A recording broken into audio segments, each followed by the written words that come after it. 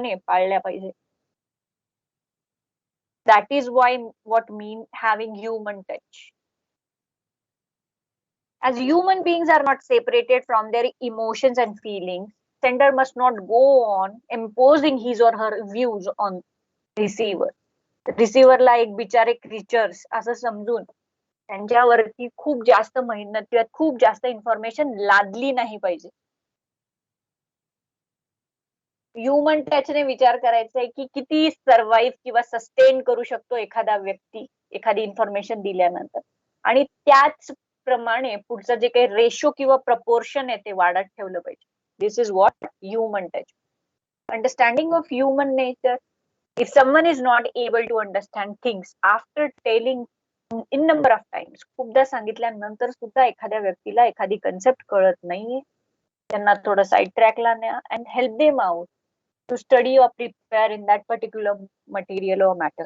And if it is your informal communication interactions, that time also, if someone is expecting from you, if someone is expecting a special attention from you, do give them your special attention.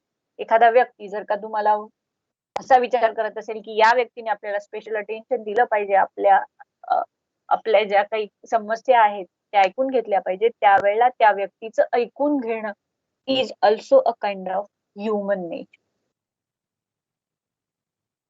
Sometimes what happens की सेंडरला फक्त ऐकणारे कान हवे असतात. They just want to pour feelings that are going on in the mind. जे मनात चाललंय ते informal communication interaction मध्ये खूपदा पोरिंग पाहिजे असतं, ऐकायला कान हवे असतात, कोणाकडे तरी काहीतरी शेअर करायचं असतं, त्यावेळेला be that shoulder, be that ear, be that empathetic person. कुणाच्या प्रॉब्लेम्स वरती टीका टिप्पणी न करता ऐकून घ्या. खूपदा आपल्याला लोकांचे सजेशन्स नको असतात, आपल्याला माहिती असतं की आपल्याकडनं चुका झालेल्या आहेत, त्यावेळेला अशा व्यक्तींचं ऐकून न घेता जर आपण त्यांना उपदेशाचे डोस पाजले तर तो व्यक्ती आपल्यापासून लांब जातो. Human nature understanding is very important. Mic mute करून टाका बाबांना. मॅम स्क्रीन नाही दिसत आहे. आता दिसते का? Yes yes ma'am. आता Yes, ma'am.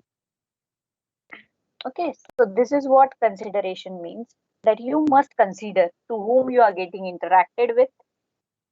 You must understand the intention. Now, this was all about sender's part. Same thing is applicable to receiver. Receiver must consider sender's efforts. एखादा व्यक्ती जर का जीव तोडून एखादी गोष्ट सांगण्याचा प्रयत्न करतोय, समजून घ्या. ह्युमन नेचर त्यांच्या प्रती पण दाखवा. जसं सेंडर तुम्हाला दाखवेल तसं तुम्हाला पण त्यांना दाखवावं लागेल. जीव तोडून जर का एखादा व्यक्ती तुम्हाला सांगतोय की हे असं नाही, असं करा, याच्याने तुम्हाला फायदा होणार आहे, understand their effort, appreciate it.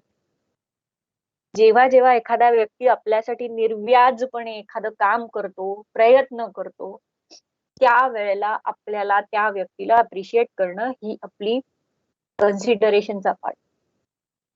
If you appreciate others, they go on feeling energetic and they used to give you better. जे ते देऊ शकतात त्यापेक्षा 10 पटींनी जास्त चांगलं ते तुमच्यासाठी करायला लागतात when you start appreciating. दुसऱ्याचं कौतुक आपण करू शकत नाही, ही फार मेजर बॅरियर असतो आपल्या अंडरस्टँडिंग मध्ये किंवा आपल्या कम्युनिकेशन इंटरॅक्ट. आपला जवळचा व्यक्ती काय कौतुक करायचं? आई रोजच स्वयंपाक बनवते, तिला रोज काय म्हणायचं की तू आज खूप छान बनवलंय. म्हणून बघा, appreciate her, consider her efforts, even she will feel relaxed and happy, contained. की ती जे करते आहे त्याच्यातनं सगळेजण समाधानी होतात, तिला पण समाधानाची भावना. ही सिंपल गोष्ट आहे, पण ही जेव्हा तुम्ही आयुष्यात आणतात तुमचे कम्युनिकेशन इम्प्रूव्ह व्हायला लागतात. You start appreciating efforts done by other. अमुक एक काम करणं म्हणजे यांची जबाबदारीच आहे, यांनी केलं तर काय विशेष केलं, हा ऍटिट्यूड सोडून द्यायचा. एव्हरी टाइम प्रत्येक एक व्यक्ती जो काही कष्ट करत असतो त्याला अप्रिसिएशनची जोड जर का मिळाली ना, तर ते काम करायला एक नवीन उमेद त्या व्यक्तीला मिळते. जसं तुम्हाला थोडेफार चांगले मार्क्स मिळाले की तुम्हाला वाटतं की पॅरेंट्सने अप्रिशिएट केलं पाहिजे, चांगलं म्हटलं पाहिजे, वाहवा झाली पाहिजे, आधी तुम्ही द्यायला शिका, मग तुम्हाला हे सगळं मिळेल. भावंड आहेत घरामध्ये, अप्रिशिएट देअर वर्क. हे काय कोणीही करू शकतं, अशा पद्धतीने कोणाला डालवू नका. ह्युमन नेचर अंडरस्टँडिंगचं असलं पाहिजे. झिडकारायचं जर का आपण नेचर ठेवलं तर आपण पण आयुष्यभर लोकांकडनं झिडकारलेच जातो. appreciate and receive the appreciation in return. Law of attraction आहे. सिक्रेट बुक बद्दल सगळ्यांना माहिती असेल, माहिती आहे ना? नाही. सिक्रेट बुक कोणीच हो, वाचलेलं मॅम. नाही. ओके, ज्यांनी वाचलेलं नाहीये आणि ज्यांना वाचनात फारसा इंटरेस्ट नाहीये त्यांना मी रोज एक सिक्रेटची जी थिअरी आहे ना ती शेअर करत जाईल ग्रुपवर. Observe it and follow it in your life. तुम्हाला लक्षात घे की जे तुम्हाला हवंय त्याला तुम्ही फोकस केलं की ऑटोमॅटिकली त्या गोष्टी तुमच्याकडे अट्रॅक्ट होतात. So if you want that people must treat you in a respective way, people must love you, must care for you, must give concern for you, you have to give it to others. Then only it is going to come back to you. Principle of consideration, तुम्ही observe केलं की तुम्हाला automatically लोक consider करायला लागतात. Always do sincere and honest efforts for the benefits and interest of receiver. Vice versa process. Sincere आणि honest efforts केले गेले पाहिजे. प्रामाणिकपणे जे जे सांगितलं गेलं पाहिजे ते सांगितलंच गेलं पाहिजे. कुठलीच गोष्ट पाठीमागे लपवून नाही ठेवायची. एखादा सिक्रेट सांगण्या वाचून राहून नाही जायचं. आपले एफर्ट्स नेहमी प्रामाणिक असले पाहिजे, सिन्सिअर असले पाहिजे. And it must be for the benefits of others. Emphasise positive and pleasant facts. Just now I told की जेव्हा रिसिव्हर सेंडर बरोबर बोलतोय, try to emphasise on positive and pleasant fact. एखादी गोष्ट जर त्यांच्याकडनं बोलताना चुकलीये तर चूक पॉइंट आउट नका करू. जे त्याच्यापेक्षा जास्त चांगलं सांगितलं गेलंय ते पॉइंट आउट करा आणि ते नोटीस करा. Usually what happens that we go on pointing out the mistake and forgets to appreciate. Mute करता का माईक तुमची?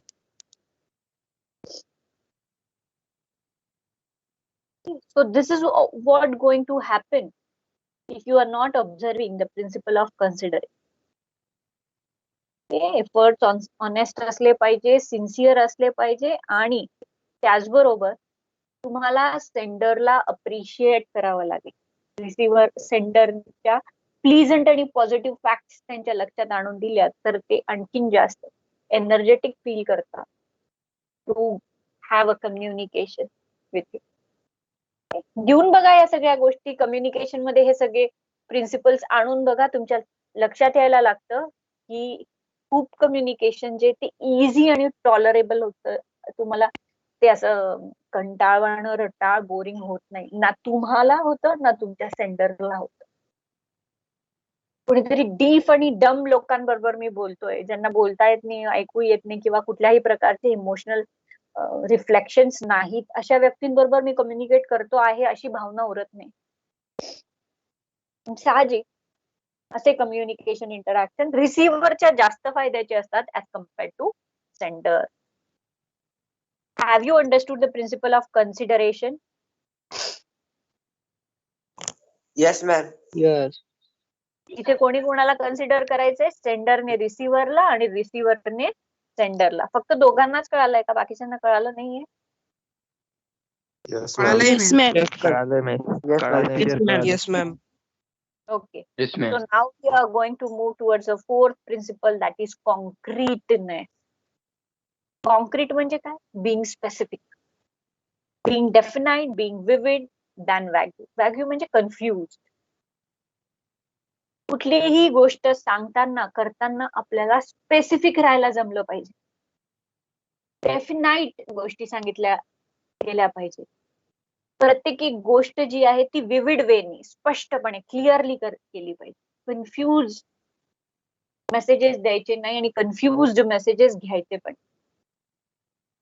अशा गोष्टी ज्या क्लिअर नाहीयेत आपल्याला ते कम्युनिकेट करण्यापासून स्वतःला रोखायचं. Usually it happens in our informal communication interactions की आपण काय करतो, एक गॉसिप व्हील तयार करतो, एकाकडनं ऐकतो, मग त्या गोष्टीमध्ये आपल्या मनाने काही मीठ मिरची लावतो, मग ती तिसऱ्याला, मग तिसरा त्याच्या मनाने चौथ्याला, असं करून आपण सगळी जी काही इन्फॉर्मेशन आहे ना ती डिस्टॉर्ट करून टाकतो without considering that my messages are not concrete, not specific. कुणाला तरी भरकटवायला किंवा कुणाला तरी उद्ध्वस्त करायला कारणीभूत ठरतायत अशा प्रकारचे मेसेजेस देऊन what the returns that you are going to get at the end of the day. That's why concreteness must be followed, whether it's your informal communication or formal communication. एखाद्या स्टॅटिस्टिक्स सांगायच्या आहेत तुम्हाला, एखादी amount सांगायची तुम्हाला, you have to talk about specific facts and figures. Giving vague statements makes the communication ineffective and results into confused or distorted messages. Now the steps are given to make the message concrete. Use specific facts and figures while giving important information. Generic statements must be avoided. एखादा फायदा झालाय असं तुम्हाला सांगायचंय कोणाला, figure मध्ये सांगा, मला खूप फायदा झाला असं म्हणू नका. जिथे प्रपोर्शन आणि रेशो देणं गरजेचं आहे तिथे ते द्या. If you avoid facts and figures it makes your statement generic, general statement होऊन जातं, मग स्पेसिफिक राहत नाही. Put action in your verbs. Use verbs that promotes action. Action words जे आहेत, वर्ब्स जे असतात ते यूज करायचे बोलतात. म्हणजे as the receiver to what you are expecting to be performed by them. जेव्हा जेव्हा आपण रिसिव्हर सोबत कम्युनिकेट करतो त्यावेळेला लक्षात ठेवायचं की आपल्याला नक्की एखादा मेसेज दिल्यानंतर त्यांनी त्याच्यावरती कुठली ऍक्शन करणं आपल्याला अपेक्षित आहे ते त्यांना क्लिअर करायचं. Act like this, do that. That is what means put action word.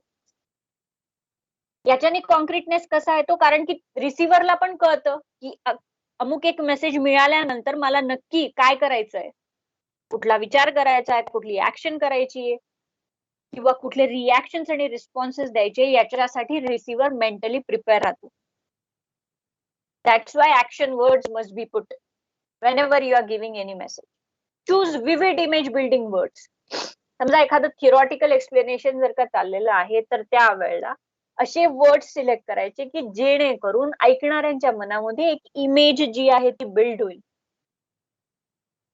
ज्याला वर्ड्स बाय पिक्चर्स म्हणतात. समजा एखादी घटना जर सांगतायत तर ती अशी रंगवून सांगा की ऐकणाऱ्यांना तो इन्सिडेंट जो आहे तो मनामध्ये जसाच्या तसा उभा राहील. तो जसाच्या तसा जर का त्यांना उभा करून द्यायचा असेल तुम्हाला त्यांच्या मनामध्ये, तर तुम्हाला अननेसेसरी एक्सप्लेनेशन जे ते टाळावे लागतील, नाही तर त्यांना इमेज बिल्डिंग मध्ये त्रास होतो, अडथळे येतात, अडचणी येतात. Always write on solid grounds to create good image. नेहमी एखादी गोष्ट लिहिताना किंवा लिखित स्वरूपामध्ये मेसेजेस देताना तुमची चांगली इमेज बिल्ड होईल अशा पद्धतीने लिहा. त्याला सॉलिड ग्राउंड वरती लिहिणं असं म्हणतात. While writing, you have to be very conscious about your words, its spelling, in whatever and whichever language that you are selecting. For the sake of writing down the text, if you are asking them to write, जसं teacher लोक dictate करतायत, dictation करताना जर का मुलं लिहून घेतायत तर त्यावेळेला give them proper time. Word जर का अननोन आहे, spell it. If you are using homophones while speaking, just make it clear की तुम्हाला नक्की कुठला वर्ड एक्सपेक्टेड आहे. This is what called as write on solid grounds. So it helps to create a good image. Good image of sender as well as receivers, those who are reading it. Okay, so this is what concreteness means. Concrete म्हणजे काय, specific असणं, definite असणं, generic स्टेटमेंटचे विचार किंवा वापर न करणं. जे जे इम्पॉर्टंट कम्युनिकेशन्स आहेत की जिथे तुम्हाला म्हणजे बिंग रिसिव्हर्स तुम्हाला एखादी गोष्ट एका पर्टिक्युलर प्रपोर्शन मध्ये समोरच्यापर्यंत पोहोचवायची आहे, त्यावेळेला सेंडरने त्या प्रॉपर प्रपोर्शन मध्येच इन्फॉर्मेशन दिली पाहिजे. आणि जेव्हा आपल्याला प्रॉपर प्रपोर्शन मध्ये एखादी माहिती द्यायची असते त्यावेळेला त्याचा पूर्ण अभ्यास होणं गरजेचं. जर सेंडरचाच अभ्यास नसेल तर साहजिक जेनेरिक स्टेटमेंट सांगितले जातात किंवा मी आज नाही उद्या सांगतो अशा प्रकारचे स्टेटमेंट जे ते यूज केले जातात, ज्यामुळे चांगली इमेज जी आहे ती बिल्ड होत नाही रिसिव्हरच्या मनात, सेंडरची. तर आलाय principle of concreteness. Ma'am yes. तुम्ही ते सॉलिड ग्राउंडचं एकदा वापस रिपीट करता का? Okay, choose vivid images, building words, always write on solid grounds. Solid ground वरती लिहिणं याचा अर्थ काय? स्पष्ट शब्दांमध्ये जे व्यक्त करायचंय ते लिहिणं. डेफिनाइट असणं म्हणजे solid ground. For example, if you are asked to write a letter and if you are asked to put a complaint, एखादी कंप्लेंट तुम्हाला नोट करायची आहे, तो त्यावेळेला समोरच्या व्यक्तीला दोष न देता जी काही तुमची कंप्लेंट आहे ती पुट करणं is called as writing on solid ground. त्यावेळेला खूप जास्त बॅकग्राऊंड क्रिएट न करणं, आम्ही इतक्या वाजता इथे गेलो होतो, मग आमच्या लक्षात आलं की तुम्ही तर ते काम वेळेवरती केलेलं नाही. Come to the point and write what you have expected to be written. आपण बघणार आहोत प्रिन्सिपल ऑफ कॉन्क्रीटनेस. हा सगळा हे प्रत्येक एक प्रिन्सिपल जे आहेत ना, हे तुम्हाला प्रॅक्टिकली प्रत्येक आपल्या कम्युनिकेशनच्या पुढच्या ज्या कंटेंट मध्ये ऍप्लिकेबल करून मी दाखवणार आहे. I will give you example. जेव्हा तुम्ही बिझनेस लेटर लिहाल ना, त्यावेळेला I make you understand the concept what exactly mean by writing on solid ground. जसं आपल्याकडे टेक्निकल रिपोर्ट रायटिंग सेक्शन आहे, जिथे इंजिनियर्सला रिपोर्ट लिहायचे असतात हायर अथॉरिटी. रिपोर्ट म्हणजे तुम्ही जे आतापर्यंत 10वी पर्यंत लिहित आले तसे रिपोर्ट नाही. जेव्हा तुम्ही ऍज अन एम्प्लॉई एखाद्या ऑर्गनायझेशन मध्ये काम करायला सुरुवात करतात आणि जेव्हा तुम्हाला एखादं टास्क दिलं जातं की या गोष्टीचा सर्वे करा, किंवा एखादं मशीन काम करणं का बंद झालेलं आहे असं तुम्हाला विचारणा झाली, तर त्यावेळेला तुम्हाला सॉलिड ग्राउंड वरती लिहायचंय. म्हणजे you have to put the reasons की कशामुळे एखादं मशीन काम करणं बंद झालंय. इथे तुम्ही असं म्हणू शकत नाही की त्याच्यात प्रॉब्लेम आला आणि मग ते बंद पडलं आणि झालं मग मशीन खराब. इथे तुम्हाला being a technical expert solid ground वरती कारणी मीमांसा म्हणजे अनालिसिस करून सांगावं लागतं की दिस could be the reason or this might be the reason and we need to work on this accordingly. आपल्याला हे पुढे भविष्यात येऊ नये म्हणून अशा पद्धतीने काम करावं लागणार आहे असं पटवून देणं म्हणजे सॉलिड ग्राउंड वरती लिहिणं.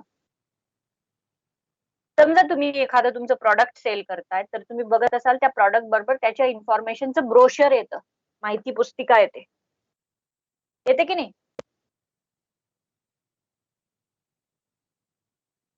Yes, हो, ma'am. त्या पुस्तिकेमध्ये काय दिलेलं असतं, ते कसं ऑपरेट करायचं जर मशीन असेल, गॅजेट असेल तर, आणि त्याचबरोबर त्याच्यात काय काय कंटेंट आहे, कुठले कुठले फीचर्स आहेत, बरोबर ना? ते सगळं सॉलिड ग्राउंड वरती लिहिलेलं असतं. म्हणजे काय, त्याच्यात जे फीचर्स आहेत तेच सांगितलेले आहेत. त्याच्यात जे फीचर्स नाहीत ते सांगितलेले असतील का? No, ma'am. म्हणजेच writing on solid ground. No, जे ma'am. जसं आहे तसंच्या तसं सांगणं means writing on solid ground. Dilute करायला स्कोप न ठेवणं म्हणजे सॉलिड ग्राउंड. आम्ही असं म्हटलं, पण असं पण होऊ शकतं. डायल्युटेड ग्राउंड वरती पण लिहिलेलं असतं, जसं की तुम्ही समजा एखाद्या म्युच्युअल फंडची ऍडव्हर्टिजमेंट येते बघा टीव्ही वरती, mutual fund are subjected to market risk. Diluted ground वर लिहिलंय, सॉलिड ग्राउंड वर नाही. दे आर नॉट क्लेमिंग की हेच फायदे होणार. का? कारण की ज्या वेळेला मिळणारे फायदे किंवा रिटर्न्स हे स्टेबल नसतात, अनस्टेबल असतात. झाला तर खूप फायदा होईल, नाही तर नुकसानही होईल सॉलिड ग्राउंड वरती लिखाण नाही झालं. जिथे स्टार आला, टर्म्स अँड कंडिशन्स आले, तिथे समजायचं की हे सॉलिड ग्राउंड वरती लिहिलेलं नाही. आणि जेव्हा जेव्हा whenever you are going to come across this type of a text, notice करा की this is not a concrete message. खूपदा काही गोष्टी कस्टमर्सला डायव्हर्ट करण्यासाठी ऍडव्हर्टिजमेंट फील्ड जे आहे ते देतं. मग त्यांना माइंडेटरी असतं की ते खाली त्यांच्या लाईन्स मध्ये देत असतात की यामुळे हे तोटे होऊ शकतात. जसं की टोबॅकोच्या पाकिटावरती, सिगरेटच्या पाकिटावरती वॉर्निंग दिलेली असते. It self means that diluted ground वरती लिहिलेलं आहे. हे घ्या पण लोकांना सांगायचं आणि याच्यामुळे होणारे दुष्परिणाम पण सांगायचे. मग घ्या हे का सांगायचं? मग त्याला आपण सॉलिड ग्राउंड म्हणू शकत नाही. कळलं तुम्हाला? जे जसं आहे तसंच्या तसं सांगणं इज सॉलिड ग्राउंड. कुठलेही कॉन्ट्राडिक्टरी स्टेटमेंट किंवा ऍक्शन न करणं म्हणजे सॉलिड ग्राउंड.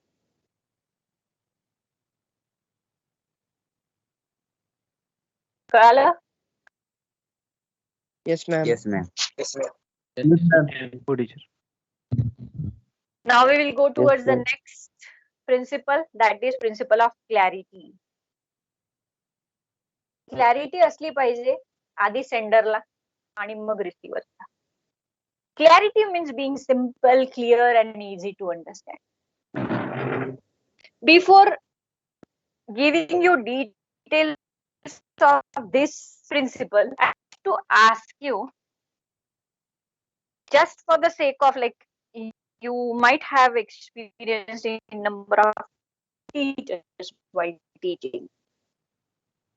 Sound is खूपदा breaking. काही टीचर्स आहेत ना, ते आपले कन्सेप्ट आणखीन जास्त कन्फ्युज. Voice is breaking. आपला No, ma'am. Just Now, a now minute. it's clear. It's clear. Okay. Clarity ही मनात विचारांमध्ये असली पाहिजे बोलणाऱ्याच्या. जर बोलणाऱ्याकडे क्लॅरिटी नसेल, त्याच्याच कन्सेप्ट क्लिअर नसतील, तर तो दुसऱ्याला काय क्लिअर शिकवेल किंवा काय क्लिअर सांगेल? Simple, clear, easy to understand या कॅरेक्टरिस्टिक्स एखाद्या मेसेज मध्ये टाकणं इज अ डिफिकल्ट टास्क. आणि हे कोणासोबत होतं? ज्याला स्वतःला माहिती असतं, कन्सेप्ट नीट कळालेले असतात. तो दुसऱ्यांना दाखवण्यासाठी मी खूप लर्नेड आहे असं सांगत नाही. कन्फ्युज्ड माइंड जे असतात ते सिम्पल, क्लिअर आणि इझी टू अंडरस्टँड मेसेजेस देऊ शकत नाही. So whenever you are planning to teach someone or whenever you are planning to send a message to someone, you must make the concept clear with you first of all. बोलणारा जेव्हा बोलतोय त्यावेळेला त्याला नक्की काय बोलायचंय ही क्लॅरिटी त्याच्याकडे आली पाहिजे. जर त्याच्याकडे क्लॅरिटी नसेल तर तो समोरच्याला कन्फ्युजच करणार आहे. Are you getting my point?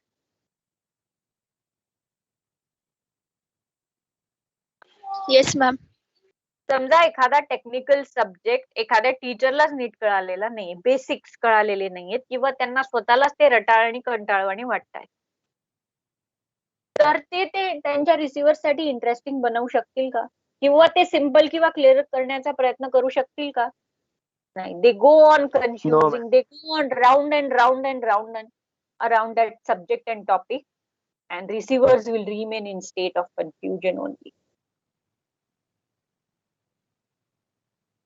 काही काही लोक खूप लॉंग वेने एखादी गोष्ट समजवतात.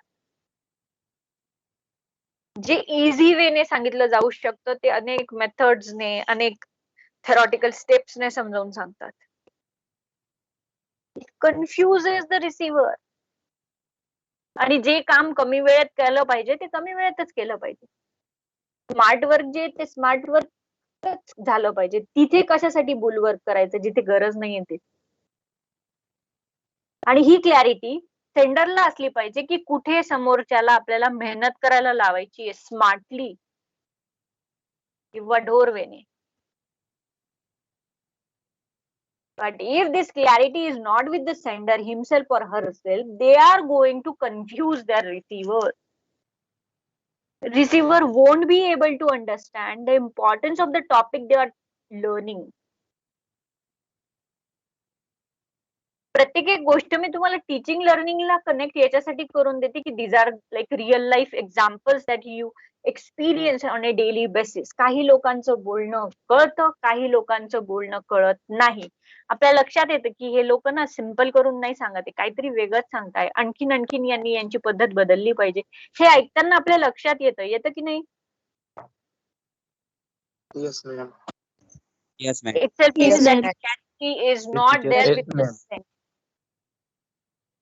जेव्हा क्लॅरिटी सेंडर बरोबर नसेल त्यावेळेला अशा प्रकारचे प्रॉब्लेम्स क्रिएट होतात. मग रिसिव्हर्सने काय केलं पाहिजे अशा प्रकारचे सेंडर्स जर काही येत असतील तर? तो तर काही त्यांचा दोष नाही. मग what receiver can do? Receiver can take extra efforts or can convey to the sender that we want more clarity of thought. This is the only solution that you are having.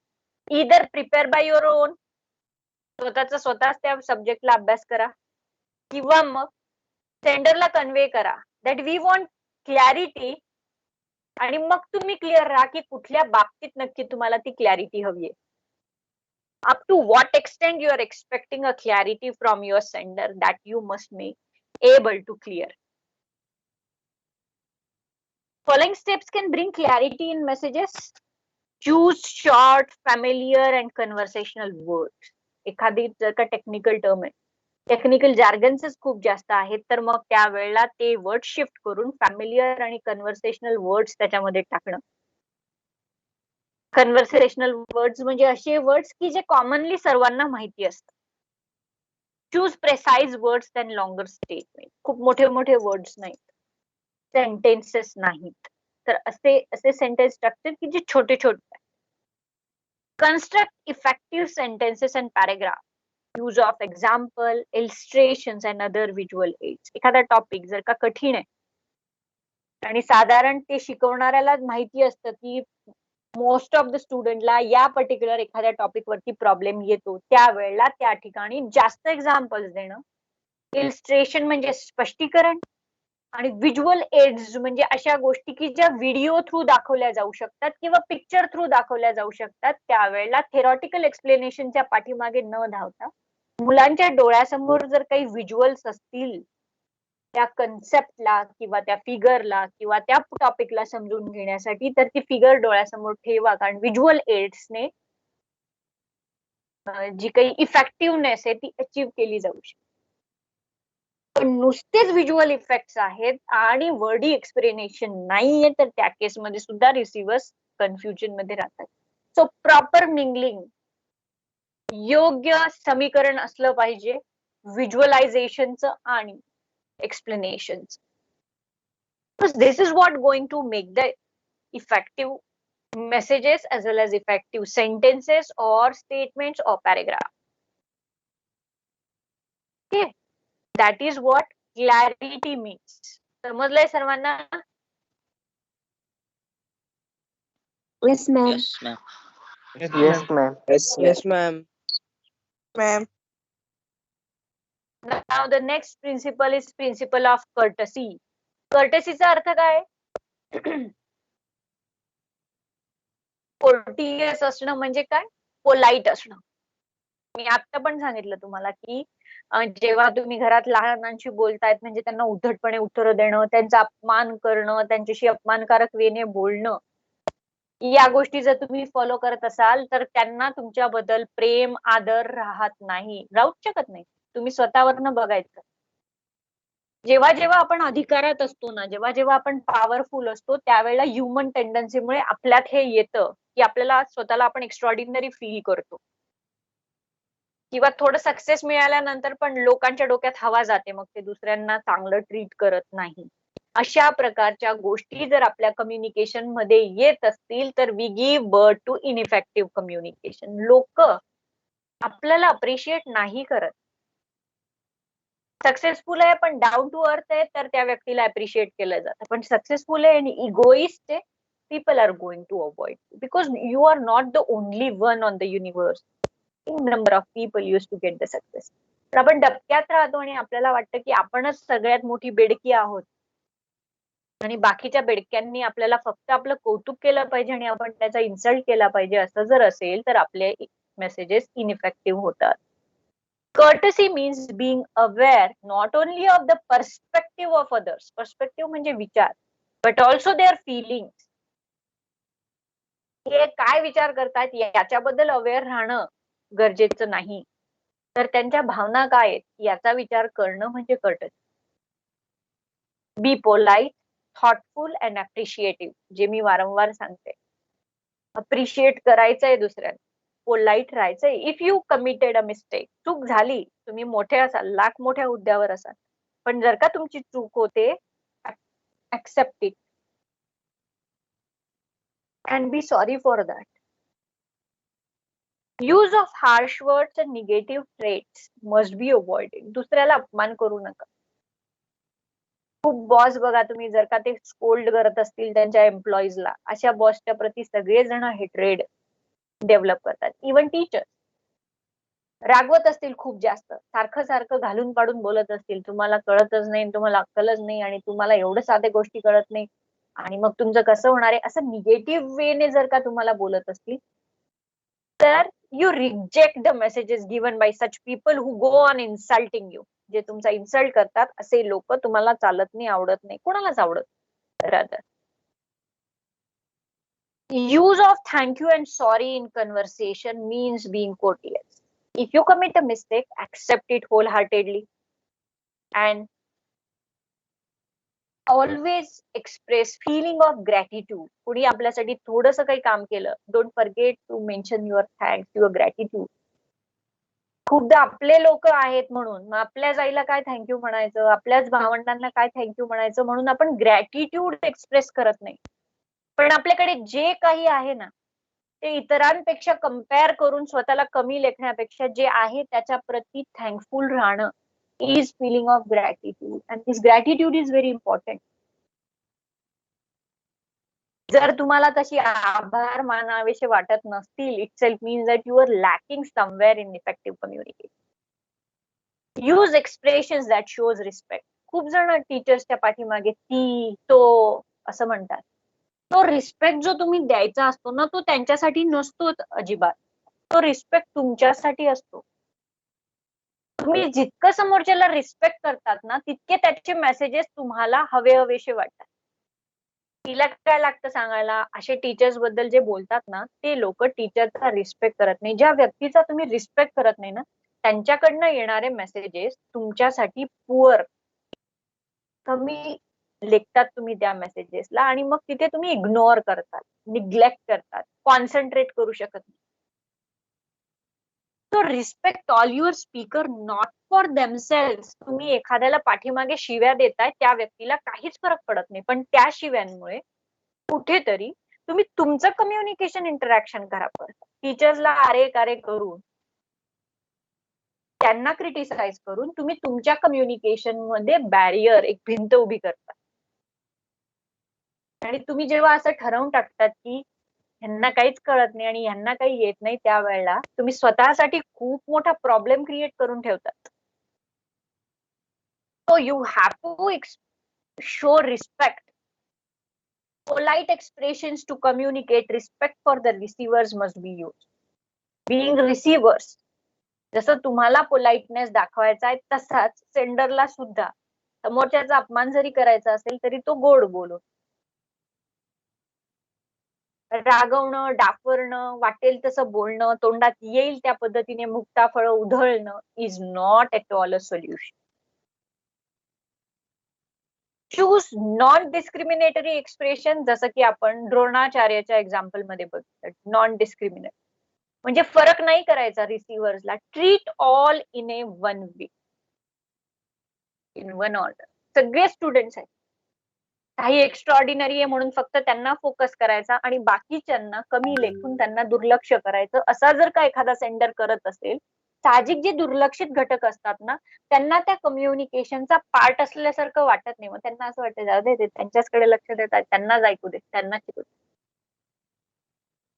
असं जर का एखादं discrimination, भेदभाव जर का एखादा sender करत असेल, तर त्याचा दुष्परिणाम इतर रिसिव्हर्सच्या मेंटॅलिटीवर होतो.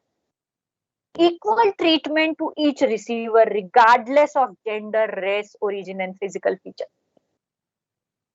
प्रत्येक एका व्यक्तीला इक्वल ट्रीटमेंट द्यायची, रिगार्डलेस म्हणजे कुठल्याही गोष्टींच्या बाबतीत भेदभाव न करता. कुठल्या जेंडरचा आहे, कुठल्या रेसचा आहे, याचं ओरिजिन कुठलं आहे, याचे फिजिकल फीचर्स कसे आहेत, यामुळे खूप लोक लुक्स वाईज मित्रमैत्रिणी सिलेक्ट करतात. दिसायला बरा आहे, शॅबी आहे, किळसवाणा आहे, कसं आहे त्याचा अपीअरन्स, असं म्हणून लोकांना रिजेक्ट किंवा इग्नोर करतात. असं डिस्क्रिमिनेशन करता कामा नये. You don't have right to judge people by their appearance, and if you go on judging the people by their appearance, you are going to commit a mistake. Appearance वरनं लोकांना चांगलं वाईट ठरवू नका. It might be possible you haven't put your foot in their shoes. तुम्हाला नाही माहिती त्यांची परिस्थिती काय आहे, ते असं का राहत. तर जजमेंटल व्हायचं नाही. एखाद्या व्यक्तीबद्दल एखादं मत बनवायला घाई करायची नाही. चांगला वाईट असे लेबल्स घेऊन फिरायचे नाही आणि एका तासामध्ये कोणाला चांगलं किंवा वाईट असं पण ठरवायचं. Same thing with sender and same thing with receiver. If the courtesy is not observed, if you are not polite, if you are not showing respect, being sender, if you are not be respectful towards receivers, receivers are going to neglect and ignore your message. Naturally, effectiveness cannot be achieved. Being receivers, if you are not courteous to your sender, respect वाटत नाही sender बद्दल, तुम्ही reject करतात message, तुमच्या concentration level ज्या आहेत त्या कमी होतात, अफेक्ट होतात. This is what principle of courtesy means. समजलंय सर्वांना? Yes, ma'am. Last principle of correctness ma'am. we will see in our tomorrow's regular lecture. उद्याच्या लेक्चरला आपण करेक्टनेस बघू. काल मी तुमच्या बरोबर एक वर्ड डॉक्युमेंट शेअर केलं होतं पीडीएफ स्वरूपामध्ये, ज्याच्यात बॅरियर्सचे अजून एक्झाम्पल्स होते आणि तिथे प्रिन्सिपल्स ऑफ इफेक्टिव्ह कम्युनिकेशन जे ते 13 आहे, त्यातले फक्त जे 7 C's आहेत तेवढेच अभ्यासा. उरलेले अभ्यासाची गरज नाहीये. ज्यांनी ओपन केलं असेल ते त्यांच्यासाठी ही सूचना आहे. Okay. Hello miss. Yes. Hello miss, बोला ना. तुम्ही जे पीडीएफ पाठवले ते थेरी बुक मध्ये न लिहिता त्याचे प्रिंट आउट काढून घेतले तर चालतील का? किती वेळा सांगितलं तुम्हाला की इट्स अप टू यू. काय Miss, पण करायचं हे तिथे- तुम्ही ते सांगा. ती थेरीची नोटबुक सेमिस्टरच्या एंडला सबमिट नाही करायची आहे ना? सबमिट करायचं असेल तरच तुम्ही त्याच्यात लिहिता का? नाही मिस, ते लिहितोय पण तरी सबमिट करायची का नाही असं? नाही नाही सबमिट करायचं. Okay miss, thank you. आज होता का गेम खेळणारा? आता त्याच्याने video Yes, ma'am. Yes, ma'am. Yes, हाच ma'am. होता हाच.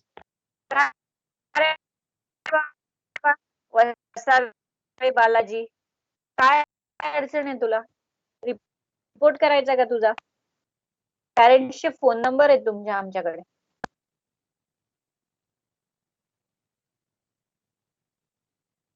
काय बोलतोय ते कळत नाहीये. माईक अनम्यूट कर तुझा. आवाज येत नाही. रेंजचा प्रॉब्लेम आहे आमच्याकडे. रेंजचा प्रॉब्लेम आहे म्हणून तू गेम खेळतो का? नाही. मग कुठल्या ब्रँचचा आहे तू?